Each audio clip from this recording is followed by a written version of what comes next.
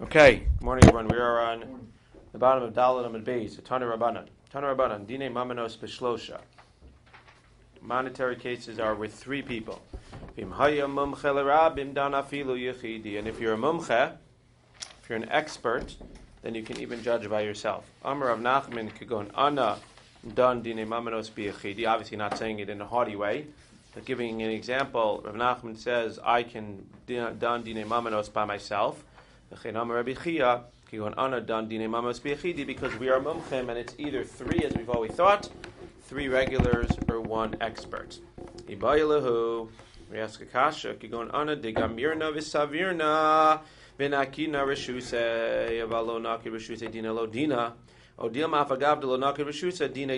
Gemara is asking, let's say a person learns the halachas, and he even understands the svaras from his Rebbe, but he doesn't get permission.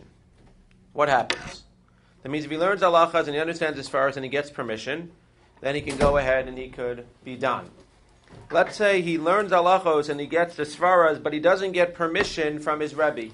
He doesn't get permission from the Reish Galusa, from the head of the yeshiva, to say that you're ready to go ahead and start paskening. So the question is, if you don't get permission, is knowing the halachas enough? Or do you need to get permission in order to be able to go ahead and paskin the halachas in Dinei Mamanos? Says the Gemara, again, assuming that you want to be a Yachid Mumche. If you want to be a regular Joe Schmo, then you don't have to do that. But if you want to be a Yachid Mumche, Tashma de Marzutra Breder of Nachman Don Dina Vata, he made a mistake. Also, Kamed of Yosef Amarlayim Kiblucha Layalo Tishlayim. If they accepted you and said, we want you to judge and we'll let you judge no matter what, and even if you make a mistake, we're willing to listen to you, then obviously he's not responsible. V'ilo zil shalim. But if he makes a mistake because they assume that he was a mumche and he really wasn't a mumche, then l'maisa, we said yesterday that a mumche doesn't have to go ahead and pay if he makes a mistake because it's an honest mistake. But if a mumche who's not really a mumche makes a mistake, then he needs to pay if he paskins the wrong way. Shma mina kilo nakit rishusa dine dina shma mina. But what do you see? There's two separate things. The first thing is, do we listen to somebody when they paskin? And the second thing is, are they responsible if they paskin the wrong way? So we asked the question, if a guy learns the halachas, but he doesn't get rishus from the Reish Galusa or the head of Eretz Yisrael to paskin, what's the status? So Gemara says the status is that we still listen to his din. The difference is that if he makes a mistake, he's going to be chayiv to pay. So again, a regular case of dinei mamanos beshlosha, you have three. If you have a yachid who wants to paskin by himself, a yachid mumcha, if he learns the halachas and learns the svaras and gets permission from the chief rabbi to go ahead, and Yana Diyoma gets permission from the chief rabbi to be able to go ahead and paskin, and he makes a mistake, we consider it to be an honest mistake, and he's patur because l'maisa he got permission, he learned all the stuff, and he made an honest mistake. If he's a yachid mumcha who learns the halachas and he knows it well and he makes a mistake, we'll listen to his din, but he'll be chayiv to go ahead and pay for the mistake that he made because he didn't have rishus from the Reish Galusa. That's the halacha. Says the Gemara, Amar Rav Haiman de Bailam Meidan Dina Vita Mi Bailam Iftara Lishko Rishusa Mi Bei Reish Galusa. And therefore Rav says that Lamaisa, if you want to go ahead and judge by yourself, but you don't want to be held liable for making a mistake, then go ahead and get the smicha. Go learn the stuff, get the svaras, get the permission from the Reish Galusa, and then you're off the hook, because again, assuming that you know it, if you make an honest mistake, you will not be chayav to pay for your mistake. Zak the Gemara, V'chein Amar Shmuel, Lishko Rishusa Mi Bei Reish Galusa. Now the question becomes as follows. When we talk about getting permission from the chief rabbinate, so as we see again in today's papers, there's a difference whether you're accepted in the chief rabbinate of the diaspora, and you may not necessarily be accepted in the chief rabbi of Israel. So the question becomes, let's say you're accepted and you get permission from the chief rabbi of the diaspora. Do we accept you as the chief rabbi in Israel? Do we accept you to be a dayan in Israel? Or do we not accept your gerus and all of your other things? L'maisa, mamish and yana diyoma. Says the Gemara. Not sure what the Gemara had in mind, but says the Gemara. Pshita mehacha lahacha mehasam lahasam. It's pasha that if you get permission from the head of the diaspora, then you can paskin in Bavel. If you get permission from the head of the chief rabbi of Israel, you can paskin in Israel. And it's even pasha to the Gemara that if you get the permission, surprisingly, in the diaspora, then for sure you're accepted in Israel. Obviously, again, not always so pashut. But in the Gemara's time, if you get permission in the Bavel, you're accepted in Israel. Why? As we know, the talmud-bavli And not just that, the Gemara says, Kiditanya, it says, Lo Yasser Shevet Mi Yehuda. The pasuk says, Lo Yasser Shevet Mi Yehuda, Mechokek Mi Bein Raglov.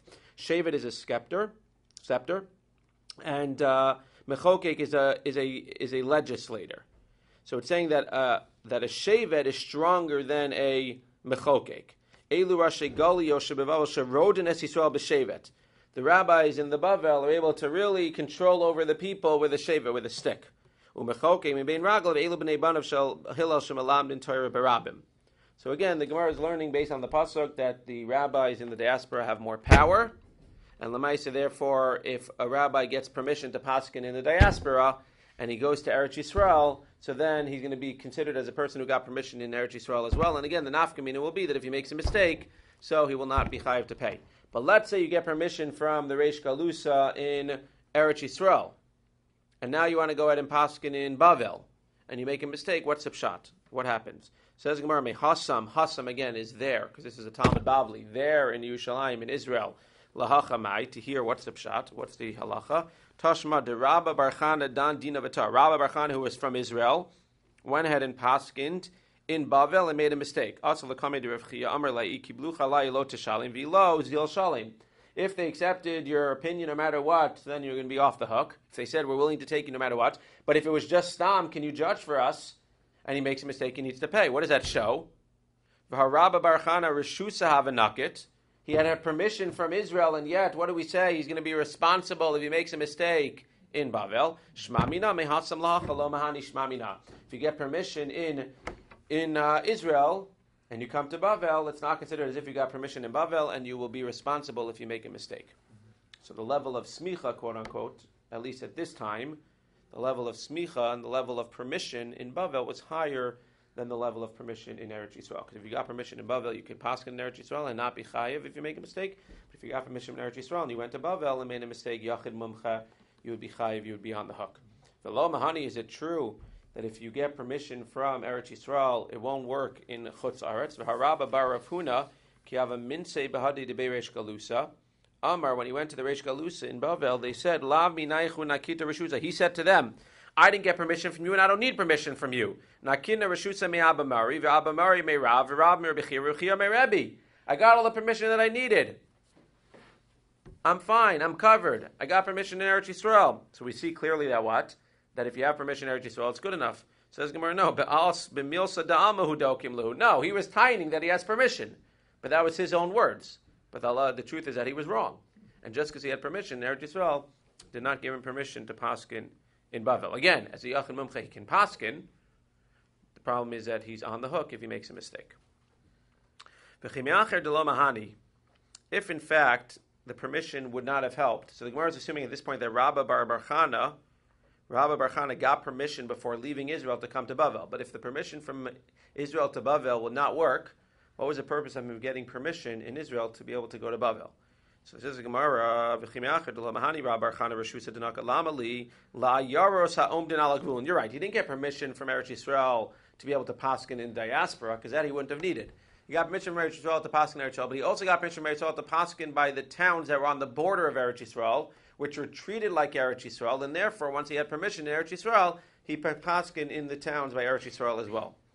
Now the Gemara just gets to a side point and says a story. My Rishusa, where do we see that Rabba Barchana got permission to paskin in Eretz Yisrael and tried to transfer that into Chutz Aretz? Where do we see that? From the following story. Rabba Barchana leBavel, when Rabba Barchana was going to Bavel, Amalei, Rabbi Chia tried to get permission for Rabba Barchana, who we see in a second was his nephew, from Rabbi Yehuda Nasi, who was in charge in Eretz Yisrael. He was giving out the smichas. So Rabba Barchana, where do we see that he tried to get permission? So Rabbi Chia went to Rabbi and said, Ben Acha Yorei leBavel. My brother's son, my nephew, is going to Bavel, i.e. Rabba Barchana. Chana and Rabbi Chia were brothers, as we'll see. There were 5 brothers. Chana was one. It's not a girl, that's a boy. Chana was one. Rabbi Chia was another. Yoreh. So Rabbi Chia says to Rabbi, can he go ahead and be Yoreh? Yoreh, yes, he could be Yoreh. Yadin, can he be Yadin? Yes, Yadin. Now, just so that you know, today, smicha, when you get smicha from different places, just as an example for me, for YU, so there's 2 types of smichas. There's Yoreh, and Yadin. When you hear that somebody got smicha, the regular smicha is Yoreh, as Rashi says. That's Isser v'heter. That's Nida, Basa b'chalav, something that's mutter, something that's asr. Rashi over there says yore, isser v'heter. And then there's, if you stay longer in smicha for another, I think it's 3 more years, then you get something called yadin. What's yadin? Dine mamanos, choshen mishpat. So that's in general. When somebody says that they have smicha, there's very, very many types of smicha. But if a person says they have smicha from YU, pashut smicha from YU is yore with Mishnah Berurah and other things, but is yore. And when somebody says that they're a dayan, that they have choshen mishpat, so that's already yadin. Just so that people know. If you ever want to get smicha, make sure you apply for the right one. Yatir b'choros. So then he says, can he go ahead and can he be matir b'choros? What does it mean to be matir b'choros? We know that a b'chor goes to the kohen, but if there's a mum, and not just a mum that's going to pass, if there's a mum kavua, if there's a forever mum that will never go away in the b'chor, then it goes to the kohen, but it doesn't have to treat it as kodesh because it has a mum kavua. But who tells you whether it's a mum kavua or not? It needs to be a special dayan who knows what a mum kavua is versus a mum over. A regular person who looks at it is not going to know whether it's something that's going to go away or not in the next month or the next 5 days.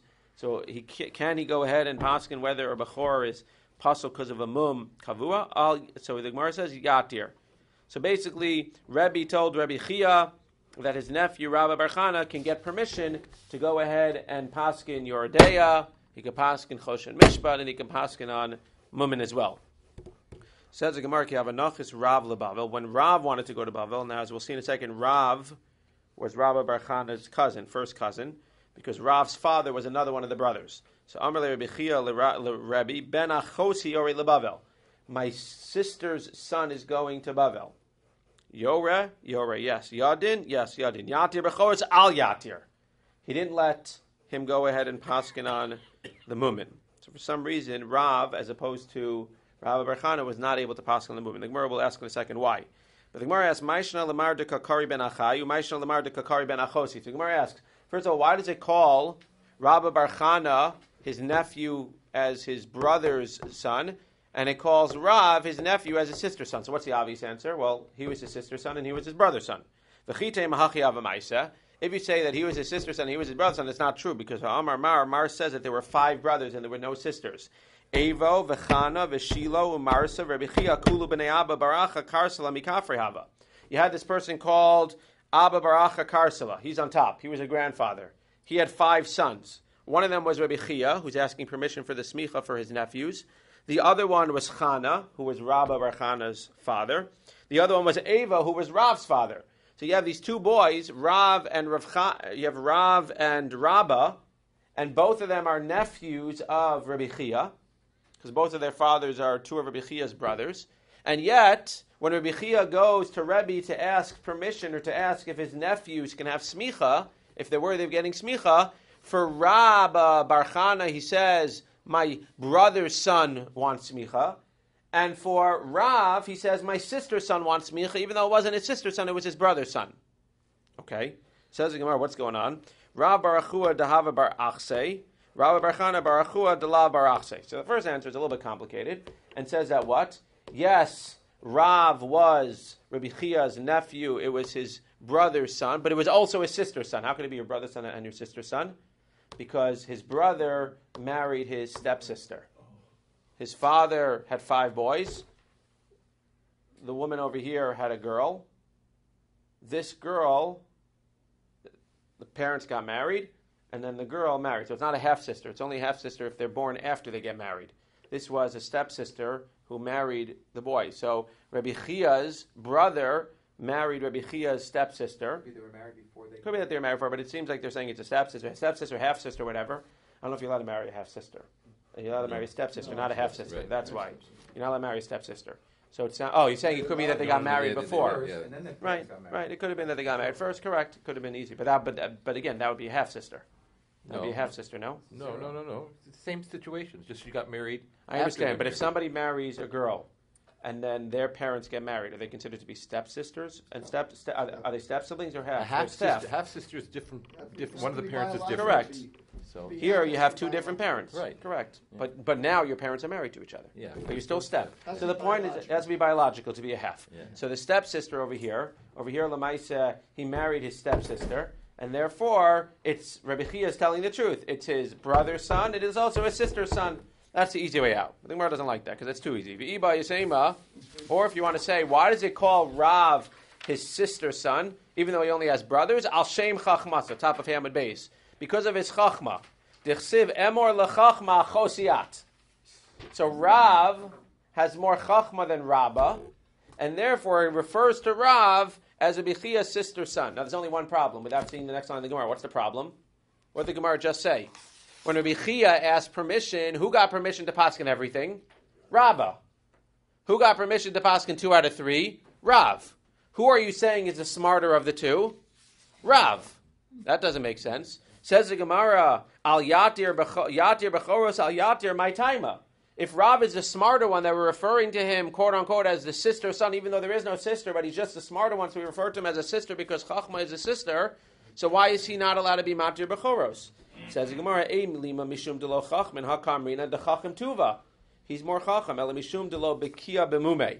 If you say because he wasn't a baki b'mumin, you're right, he was smarter, but when he came to mumin, he wasn't a baki. That's not true either. Rav, we know that Rav, not only did he get smicha from YU, not only did he spend the extra 3 years becoming a dayan, he got 18 months of shimush by a shepherd. Shmona asar chadashim gadalti yetzel roa behema, leida ezemum kavua ve'ezemum over. Today you can get smicha in 18 months. There, not only did he not get smicha in 18 months, he spent 18 months by a shepherd to figure out, he wanted to get shimush on what does a mum kavua and a mum over look like. So you can't say that he wasn't a bigger chacham, and you can't say that he wasn't a baki in mumin. So why, in fact, did he say al yatir b'choros? The Gemara says fascinating. El lechalek lo kavod l'Rabba bar Chana. Either because everybody knew that Rav was smarter, so everybody gave more kavod to Rav. In order to give Rabba bar Chana a little bit of kavod, they said you, as opposed to Rav, can go ahead and paskin on the mumin. Fascinating. That's Rebbe being very smart and being very sensitive to people's feelings. V'iba yisema, or the opposite. Mishum hagufe dirab bikia b'mumei tvei. No, it was dafka because he was such an expert that we didn't let him paskin. Why? V'shari mumei de lo yadi inshi. Because he was able to say that a mum that nobody else understood and nobody else could look at. Everybody would look at that mum and say it's usher.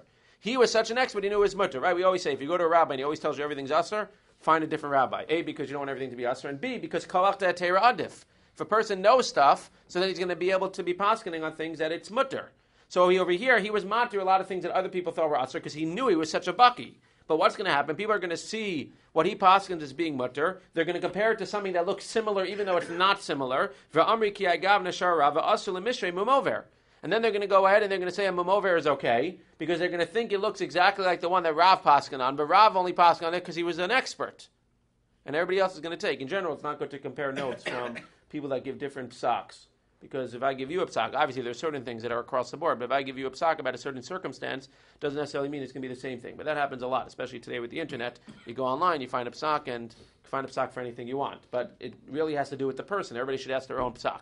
But over here, it was fascinating. It's dafka because he was such an expert that they didn't give him permission to paskin on it, because had they given him permission, people would start comparing his thing. They would look at a thing, and he would say, this was a good, this is not a mumover, or this is a mumover, and they're going to look at the one that looks exactly like it, even though it's not exactly like it, and they're going to start making mistakes in all the mumin. So they said, you can't paskin because you're too good at what you do.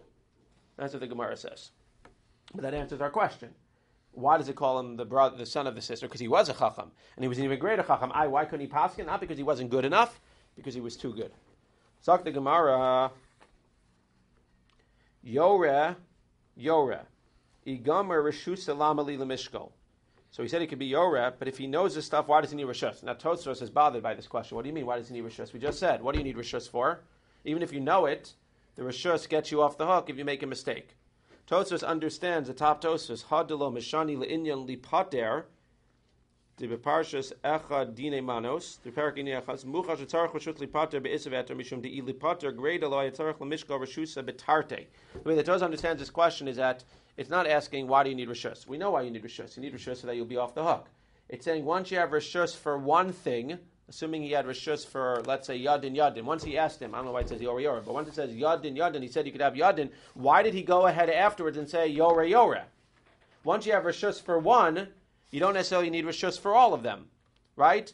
Again, if I have Reshus to paskin Yadin, not necessarily do I need Reshus to paskin Yore. I would think that you would, but the Gemara is understanding at this point, you have Reshus for one, you don't need Reshus for all of them. Gemara says, no, it's not true, you need Reshus for all of them. Mishum Ma'aseh Shaya, because there was a Ma'aseh Shaya that what? Titanya, Pamach, As Halach Rabbi L'Malkom Echad V'Rabbanei Adam Shebegablin Isosehen B'Tuma. We know that they were kneading their dough bituma. What does that mean? When you take dough, so if you don't care if the dough gets tamei or not, you can put it into tamei vessels. But if you need the dough to stay tahor, you have to put it into tahor vessels. So there was a community where they were putting the dough into tamei vessels. Amar lahem, so Rebbe said to them, Ibnei amatem magbilin or megavlin isosechem betuma.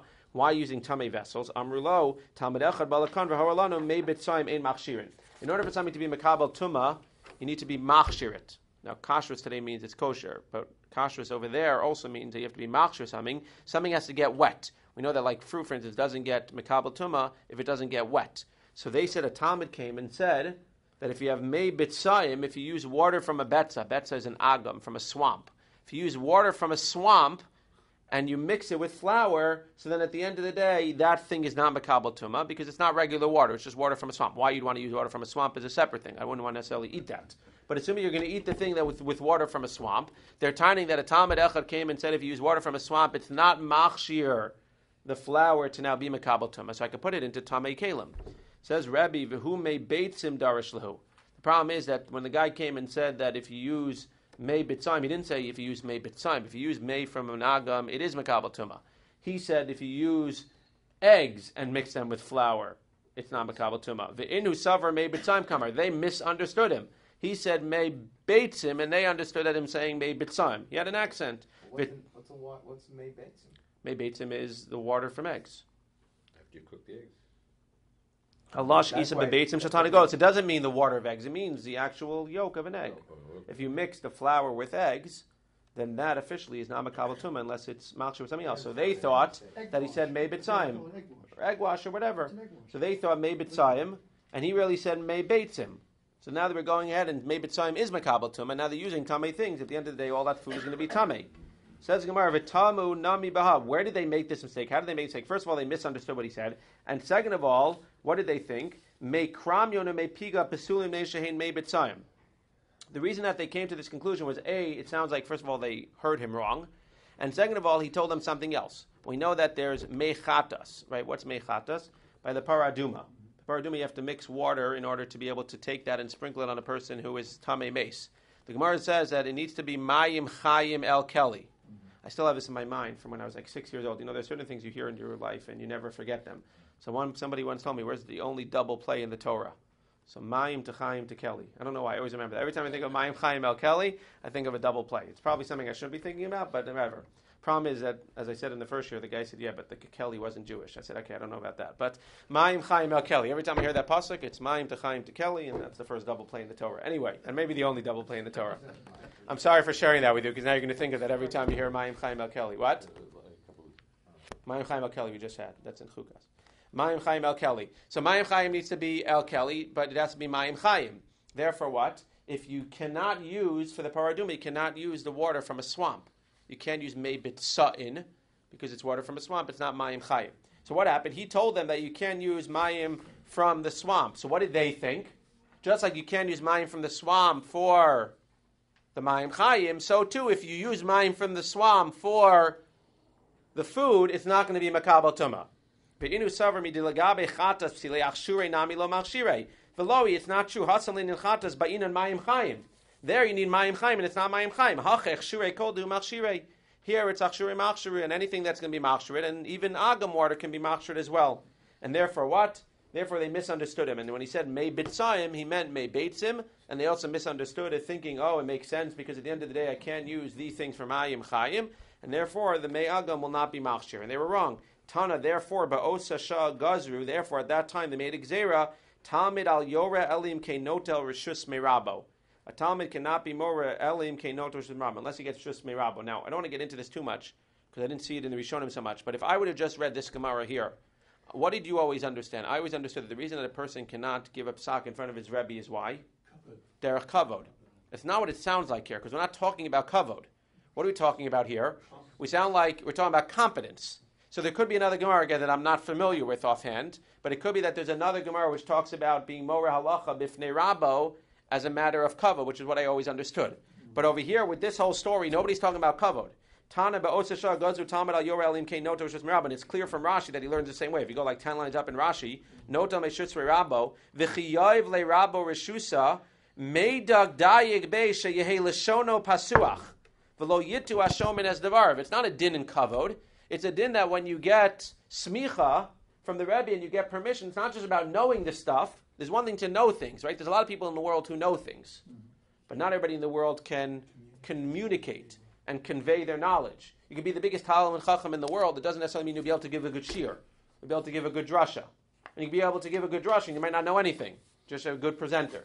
Hopefully there's a combination of the two. But at the end of the day, over here, we're saying that when you get the smicha and you get the yoreh, you need to be bifnei rabbo. The rab needs to make sure that you can give over. Why? Because otherwise you have problems like this where you're mumbling and you say may beitzim, may bitzim, and the people are going to get totally wrong. And they're going to end up using the wrong thing. So that's just another added layer. Again, if you learn Devach Karod, it's a whole different thing. But over here it seems to be saying that this whole discussion we're having about being Moreh Halacha and about getting permission, not only are you supposed to be getting permission so that we know that you know your stuff, you should be getting permission so that we know that you can communicate your stuff as well. But again, it goes back to the whole discussion. If you get permission in Bavel, you can do it in Bavel, in Eretz Yisrael, etc., etc. We just have example of covenant. We have example with Pinchas and Moshe. There was example of covenant. Again, there is such a thing of kavod, but it's just I'm just pointing out that it's clear here that it's not talking about kavod here. Definitely is another precedent to say that you shouldn't be Moreh Halacha bifnei Rabbo because of kavod, but it's clear that here it has nothing to do with kavod, at least in the Pashup Pshat, and definitely the way that Rashi is learning. Tanchum Brei de Rabbi Ami ikla lechatar. Tanchum Brei de Rabbi Ami went to Chatar and his Rebbe was there. Darshlu mutter liltos chitim Pesach, and he said you're allowed to take grain, and in order to soften up the grain, in order to make flour, you could put it in water on Pesach, which seems to us to be like a no. But since you're putting it in water and you're softening it up and you're going ahead and you're grinding it right away, you don't have to be worried about making chametz. But either way, that's not the point. The point is that he paskined in Chatar. Amulo lav Rav Mani de Minsor ikahacha. Your Rebbe is here. Rav Mani de Minsor is here. How can you tanchum paskin halacha? V'tanya, we know Talmud al yor halacha makam rabbo elim kena yorachem enu shalosh partzos keneged machne Yisrael. Now it's interesting because now the Gemara seems to be going towards the kavod thing. The Gemara brings a proof from Moshe Rabbeinu that Moshe paskin all of the halachos in the machane, which were 3 parsos. So since all the people came to Moshe Rabbeinu within 3 parsos, we learn that forever you cannot paskin if you're within 3 parsos of your Rebbe. And again, this seems to be going more towards the kavod way. Amar lahu, so he said, how can you paskin if you're right here near your Rebbe? Lavadaite, you're right. I didn't know that my Rebbe was here. Talk to Gemara. Rabbi Chia chazila ugavar d'havakai beveis hakor. So we're talking about Rabbi Chia before. So there's a story of Rabbi Chia that he went to this cemetery. Amar lei lav ben ish ploni kohen ata. He saw a kohen there. He says, what are you doing here? Amar lei in. I am a kohen, but I'm not a kohen. Avua dahu gavra, the father of that person, me, gava inayim hava. He used to have his eyes wander, and he found a girl who was a grusha. Nasan ina begrusha v'chilalo. And now I became a halal. I'm not a real kohen, and I can go into a cemetery. Talk the Gemara. New topic. We don't do a I'm not sure that we pass on that halacha. Somebody asked me. I'm not sure that we pass on that halacha, but he is a halal. Pshita lapalga ha'ka'amar dimahani al t'nai mai. We said it's pashut that for a palga that it works. That means what? Rav gave rishus, as we saw. Rav was given rishus for do yadin and yora, and not for matir b'choros. And we said that that's considered to be getting rishus. So if you get rishus for certain things, it's as if you have rishus, and that was the basis of the Tosfos that we asked above. The question is, if you're given permission to judge for a certain amount of time, al tanai mai, for a certain amount of time, is that considered to be that you have permission or not for that time? Tashma d'amar le Rav Yochanan Rav Shaman, hareata b'rishusenu achetavo et fleinu. You're in our rishus until you come back to us, i.e., we see that what? If you're given permission for a certain amount of time, you're allowed to paskin for that amount of time. Fine. New topic. We'll end with this. Gufa, Amar Shmuel. If you remember from yesterday, from 2 days ago, Shmuel says, Beis shadanu dineim din, ela shenikra beit-din-court. We said, how many do you need for dinei mamano? 3. But Shmuel held that if 2 people go ahead and they make a beit-din themselves, because 3 really you need a majority of 2. Now if you take 2 and you have 1 versus 1, you're not going to get anywhere. But if 2 people come and they make a beit-din for themselves, even though others argue, Shmuel says that's going to be fine. They're chutzpahdik, it's a beit-din chatzuv. But at the end of the day, if the 2 of them can come to an agreement, then they have the majority that they need anyway, and everything will be fine. Says Gemara, I just want to finish up. Yosef Rav Nachman de Kamar la Shmaita. So Rav Nachman sat and said over the Shmaita. Eisvei Rav Nachman. So Rava asked Rav Nachman the following question: Afilu shnayim mizakin o shnayim mechayvin ve'achad omer ni yodea yasifu adayan. And we have a clear brisa that if you have 3 judges and 2 say chayiv and 2 say pater, I'll take the question at the end. If 2 say chayiv and 2 say pater, or 2 say chayiv or 2 say pater, and 1 doesn't know. So what's the halacha? What would you think the halacha would be? Who cares? You have your majority. Right. Doesn't matter. You need 3 to give a psak. You need to give another dayan, and even though he is going to end up, whatever he says, we don't care what he says, you need to have 3 people give the psak. V'im isa lahavu k'shnayim shadanu. If Shmuel's right, who cares if you have 2 that say chayav and 1 who doesn't say anything, or 2 that say parta and 1 doesn't say anything? At the end of the day, you have your majority, and even if it was just 2 without a third, it would be okay b'di'evet. Says the Gemara, no, shani hasam demeikara daita detlasa yisive hachalav daita detlasa yisive. When they sat down originally, the 3 people, it was with the intention that they would get 3 psaks. And therefore, if you only get 2 psaks, you need to replace the guy and get a third psak. But when this beit-din-court sat down with only 2 people, it was with the intention, even though it was a wrong thing to do, it was with the intention to only get 2 psaks. They got their 2 psaks, and it's going to work b'di'evet after the fact. You replace or you add. Well, again, it's not going to make a difference, because if you add 1, if the guy doesn't know, he's not going to change his mind. So now you can have 2, abstain, and 1. It won't make a difference. The extra guy is just going to be an abstain. The guy's not going to change his mind. Sounds like he's not allowed to change his mind at that point. Says the Gemara, Eisvei, but I would think it means replace. Again, it's the same thing practically. Eisvei, we have another shaila. Rabbi Shimon Omer hadin b'shloshu pshar b'shnayim. When you have a din, it needs to be with 3. If you're doing mediation, it could be with 2. V'yafechoah pshar mikoach din. The koach of pshara is stronger than the koach of din. Sheshnayim shadanu bali din and yichol lachzor b'hen. Because if 2 go ahead and din and make a din, then you can go back. You don't have to listen to them. Ushnayim shasu pshara in bali din yichol lachzor b'hen. If you have 2 people that do a pshara, you have to listen to them. What do you clearly see here? That if 2 people make a din, you don't listen to them. But Shmuel just said that beis shadanu dinei and din. If you say that the Rabbanan will argue on Rashbag and say that 2 who make a din is a din, Rabbi Abo clearly says that everybody agrees. Says the Gemara, no, Gavra Karamis, no. Shmuel is going to argue on Rabbi Abo, and Shmuel is going to say, no, it's not true that Kulei Amalo Pligi, that if you have 2, it's not going to be a din. And rather, Shmuel will tell you that there are those who hold that Shneim Shadinim Dinei Din. And it comes out again that there's a machlokas whether 2 b'di'evet. Even Shmuel agrees that it's a beis din chatzav l'chadchila. But b'di'evet, Shmuel will hold that after the fact, if 2 get together and make a din and come to a decision together and decide on the same thing together, then b'di'evet after the fact, Shneim will be a din. But as the other Brises quote, and Rabbi Shimon ben Gamliel says that even if after the fact 2 come to a din, it will not work because you need to have 3 people who come to a conclusion.